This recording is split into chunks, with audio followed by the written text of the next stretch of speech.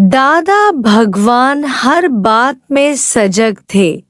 एक दिन national park में रुमाल छोड़कर आए। जब खुद कुछ दूर चले तो याद आया वापस जाकर ले आए।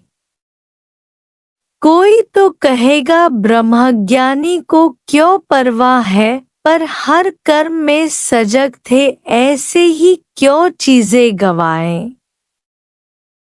अगर रुमाल नहीं लाते फिर दूसरी चिंता करना, खरीद लाता फिर दूसरे को टेंशन क्यों दे।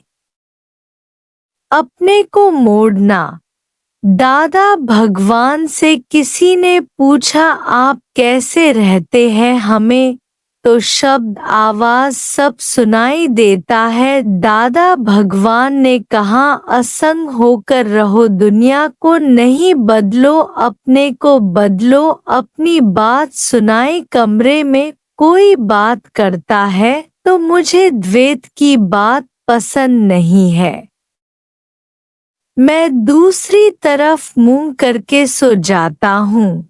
एक कान से कम सुनाई देता था तो उसे ऊपर करके दूसरा नीचे करके सो जाता हूँ। मतलब दूसरे को मौन करने को नहीं कहा पर खुद सुनना बंद कर दिया।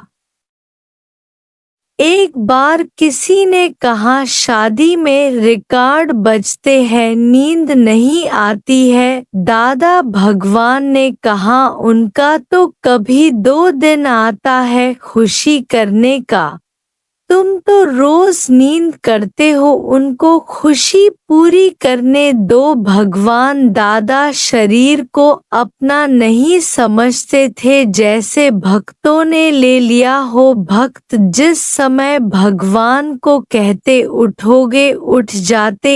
एक दिन दादा भगवान ने कहा जैसे मैं तुम्हारे आगे मुड़ जाता हूँ, ऐसे तुम भी सृष्टि में मुड़ना सीखो, जो मुड़ेगा वो जुड़ेगा। अहंकार में हस्ती लेकर नहीं चलना। रबड़ की तरह मुड़ जाओ। दादा भगवान का आदर्श ही जीवन है, हर समय मौज ही मौज।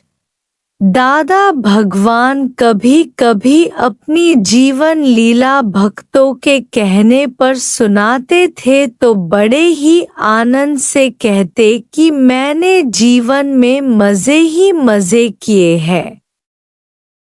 दादा ने जीवन को मौज में बना दिया था, कभी अपने अनुभव में दुख की बात नहीं बताई।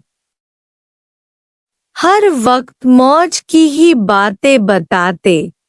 यही ब्रह्मज्ञानी से आदर्श मिलता है। दुनिया में कोई भी अनुभव सुनाएगा कि ऐसे दुखों से ऊपर उठा। ब्रह्मज्ञानी का जीवन हर वक्त हंसी, हर वक्त खुशी, हर वक्त अमीरी है। बाबा